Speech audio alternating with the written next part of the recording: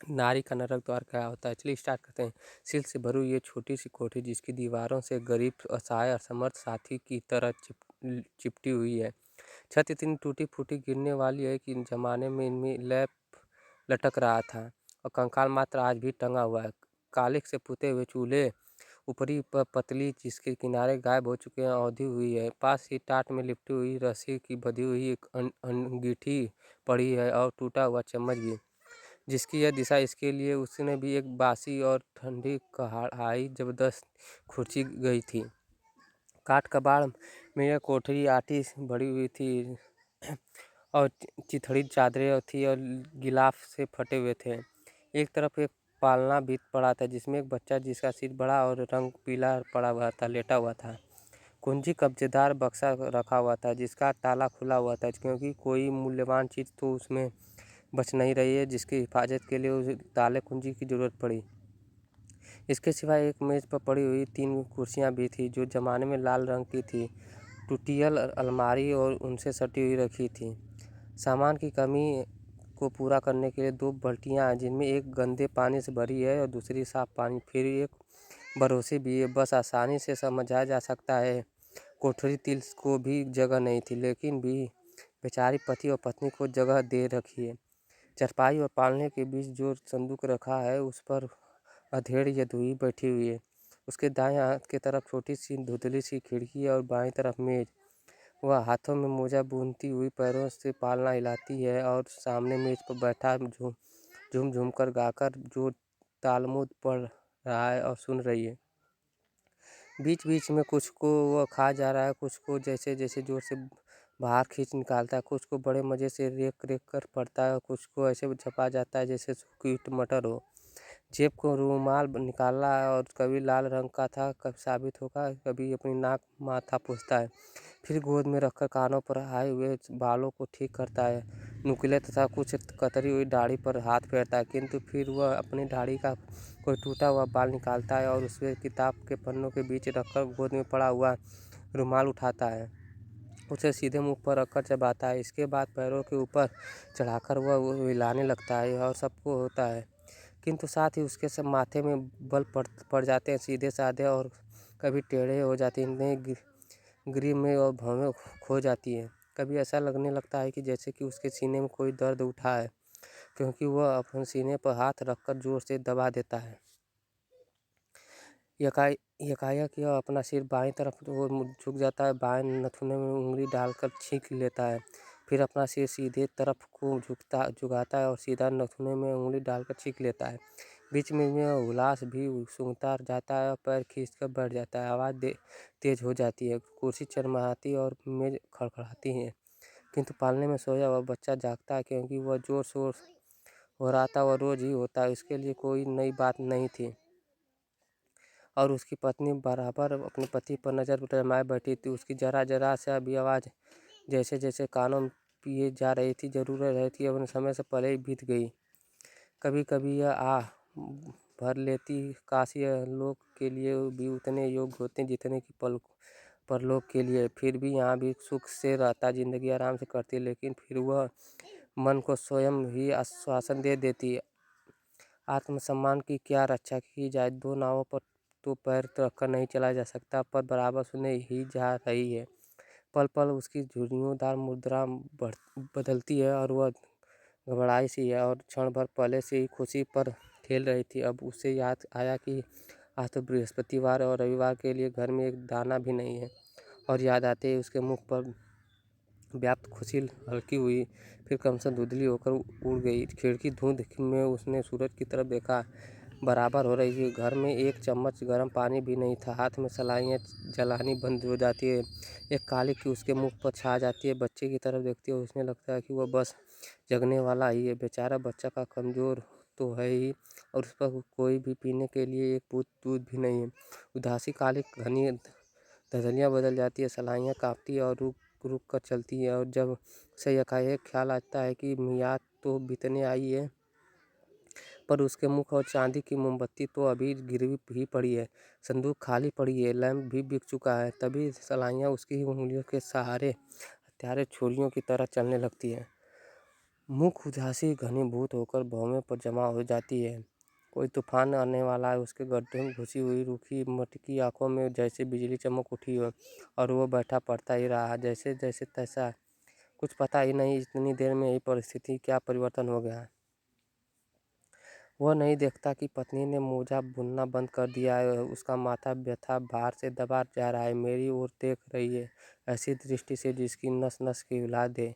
नहीं देखता कि उसके ओठ कांप रहे हैं, मुंह तमतमा रहा है और किन किन की तरह के अपने रोकी हुई फिर भी तूफान को अपने अंदर में वो उमड़ा ही आता है, और जरा सा अवसर पाते ही वो टूट भी पड़ेगा। और वो अपने धर्मशास्त्र का एक वाक्य बहुत खुश होकर पढ़ रहा था, इसलिए मतलब निकालता है कि वह आगे 3 कहने की वाला बात है कि निकलता है जोर से जैसे जैसे चिंगारी पैदा कर रही थी, तो पत्नी के दिल में बारूद को आप वो भड़का जला देने के लिए काफ़ी थी। जो बूँद अब तक रोकी हुई थी उसको ये बस एक शब्द ने ही जैसे खोल दिया। वह बाढ़ छूट निकलती है, सामने कुछ पाया उसने, निकलती हुई तीव्र गति से चली हुई निकलता है। तू कहता है निकलता है तो निकल क्यों नहीं जाता। नवाब बना बैठा, गुस्से से उसकी आवाज़ भारी हो गई। फिर जैसे नागिन की तरफ फुफकारी हुई बोली, निकल नहीं जाता, चुकती हुई आ रहा है। आज बृहस्पति है, बच्चा बीमार है, दूध की बूंद भी नहीं है। उसकी आंखें आग उगलने लगी, चूसी और गधड़े में धसी हुई छातियाँ भभक उठी, सांसों में से झंझावात बरस पड़ा और पत्थर बना बैठा है। पत्थर खून जैसा सूख गया, सांस बंद हो गई। प्रेत की तरह अपनी जगह से उठा और किवाड़ों में खड़ा हो गया और पतली की तरफ मुँह किया और देखा कि क्रोधवेश मारे उसके हाथ और जीभ दोनों जड़वत हो गए हैं। उसने आंखें जरा मीची और रुमाल दांतों में दबाए, जोर से सांस ली और तब बोला, सुन, तू जानती है पति सेवा से क्या मानी है, क्या नहीं जानती तो पति के अध्ययन में विघ्न डालती है, हर वक्त उसे कमाई करने के लिए परेशान करती है। उफ, तू बता ना, आखिर चिड़ियों के बच्चों को कौन खिलाता है, बोलना। चुप क्यों है? भगवान ने विश्वास नहीं करती, दुनियादारी के मुंह में उलझी रहना चाहती है। बेवकूफ़ कमबख्त औरत अपने पति के काम में सहायता नहीं दे सकती तो विघ्न भी क्यों डालती है। नरक में जाएगी, नरक में तू चुप रहती है। उसका मुख पीला भी पड़ जाता है, कपकपी बढ़ती ही जाती है। पति महोदय को सब मिलती है। पत्नी घबराहट में दृढ़ता पैदा कर देती है और हरामजादी नरक की आग की पड़ेगी, नरक की आग में। पापीन, वहाँ तेरी जीभ खींची जाएगी, जीभ तब पापों का फल भुगतेगी अच्छी तरह और पति का विरोध करने लगेगी। वह चुप रहेगी, चेहरा सफ़ेद फूक पड़ा था। वह और जानता था कि मैं गलती कर रहा हूँ, व्यर्थ निर्दयी बन रहा हूँ, बेचारी की कमजोरी से नीचे फ़ायदा उठा रहा हूँ। पर वह अपनी करे तो क्या करे, गुस्सा हद तो बाहर हो गया। उसने फिर भी धमकना शुरू किया, तू जानती है दफनाने के लिए मानी है, नहीं जानती, कभी नहीं जान सकती। नरक में दफनाने के मानी खाई में फेंका जाना और फिर ऊपर से पत्थरों की मार से उखड़ी खाई पाटा जाता, समझी। कभी कभी समझ सकती है, कभी कभी नहीं। तू ऐसी ही दफनाई जाएगी। और जानती है तपना किसे कहते हैं, तेरी क्या खाक समझ में आएगा। कभी कभी तारी आग में जलाई जाएगी, आग में और तेरा पेट फाड़कर उसमें से पिघला हुआ शीशा उघेड़ दिया जाएगा और कितलत समझती है, तलवार से तेरा सिर काट दिया जाएगा। फक से फांसी दी जाएगी, तुमसे फांसी सुनते ही फांसी दी जाएगी। फांसी से अब समझी, कुछ नहीं समझी। नहीं समझी तो अभी घर में तू कभी नहीं। पति का विरोध करने के लिए चारों ओर सजाएं मिलती है और करेगी कब नहीं, जब मर्दानी है। ये बेचारी के लिए दिल में दर्द उठ रहा था। आज पहली बार उसका पूरा रौब जम सका उस पर। वह समझा कि वह दर्द मर्द हूँ, विधवा औरत। आज भी समझ में नहीं आया कि पत्नी की समझना कितना आसान है। ऐसा पाप पड़ता है कि पति देवता का अपमान करने से, समझ ले आज अच्छी तरह।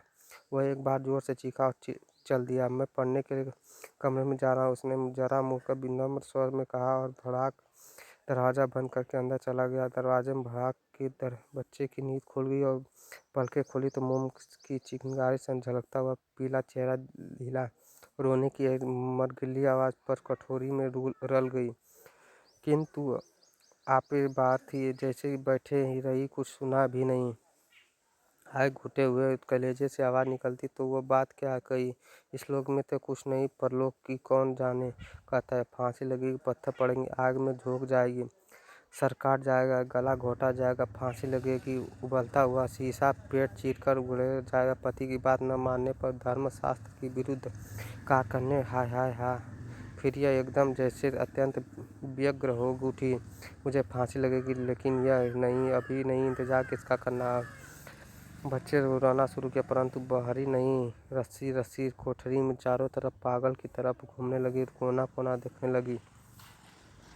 किधर जाइए, मैं चाहती हूँ कि मेरी हड्डी भी उसके हाथ न लगे, कम से कम नरक से पहले तो छुट्टी ले लूँ आज, जरा मजा तो चखे। वह बच्चे को एक दिन पाल तो देखे, तब चर्बी छट जाएगी आँखों की। अब मैं बहुत सह चुकी हूँ और वह सह चुकी हूँ, बस यह आखिरी अंत होगा। रस्सी रस्सी अंतिम चीख ऐसी थी, आग में जलते हुए किसी भी आदमी की सहायता के लिए पुकार हो।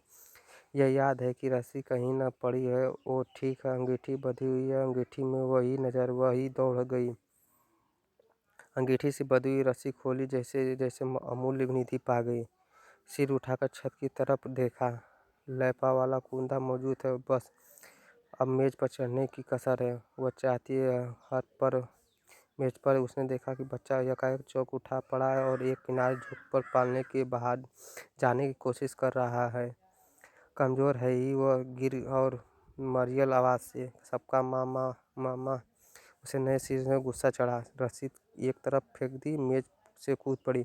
बच्चे के पास जाकर उसको फिर से तकिए के सहारे लिपटाकर थपथपाने लगी। इसी के पीछे परेशान हूँ, मरने भी तो नहीं देता मुझे, शांति से मर भी नहीं सकती।